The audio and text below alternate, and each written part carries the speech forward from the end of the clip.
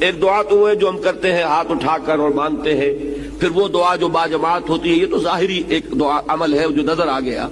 اصل دعا وہ ہے تضرعا وخیفہ، وہ جو انسان دون الجہر من القول، زبان ہلائے بغیر دل ہی دل میں جو اللہ کو وہ پکار رہا ہوتا ہے، اللہ سے استدعا کرتا ہے، اللہ سے ہم کلام ہوتا ہے، اللہ کے سامنے اپنی خطاؤں کا اقرار کرتا ہے،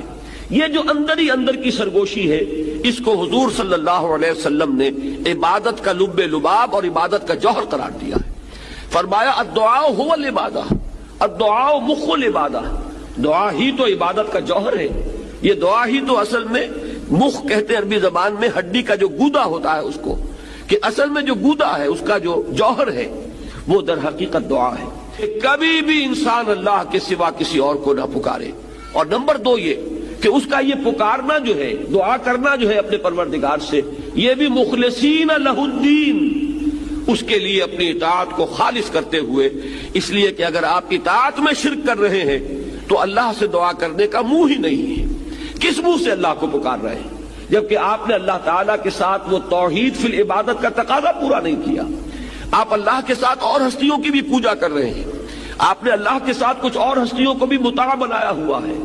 اور تو کیا آپ نے نفس کو مطاع بنایا ہوا ہے، آپ نے دولت کو محبوب بنایا ہوا ہے اللہ سے بڑھ کر، تو کیا منہ ہے آپ کا کہ آپ اللہ سے ہم کلام ہو؟ لہذا در حقیقت یہ اندر کی جو اصل دعا ہے یہ وہی شخص کر سکے گا، اور اسی کا دل لگے گا اس میں کہ جو اپنی جگہ پر یہ احساس رکھتا ہو کہ میں نے اللہ کی بندگی کی ہے خالصتاً، اسی کی بندگی تمام بندگیوں سے آزاد ہو کر، تبھی اللہ سے دعا انسان صحیح معنی میں کرتا ہے۔ فادعوا اللہ مخلصین لہ الدین، پس دعا کیا کرو اللہ سے، پکارا کرو اللہ کو، لیکن شرط اس کے ساتھ ہے مخلصین لہ الدین، اس کے لیے اپنی اطاعت کو خالص کرتے ہوئے۔ اگر یہ نہیں ہے، ہو سکتا ہے ایک شخص کی زندگی جو ہے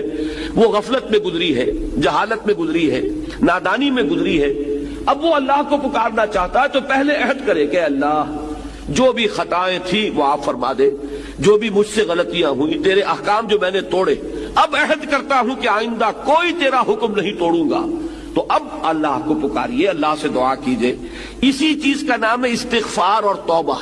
استغفر اللہ ربی من کل ذنب واتوب الیہ، میں استغفار کر رہا ہوں اللہ سے اپنی تمام خطاؤں پر، اور اب میں اس کی طرف متوجہ ہوتا ہوں، توبہ کر رہا ہوں، توبۃ نصوح، خالص توبہ۔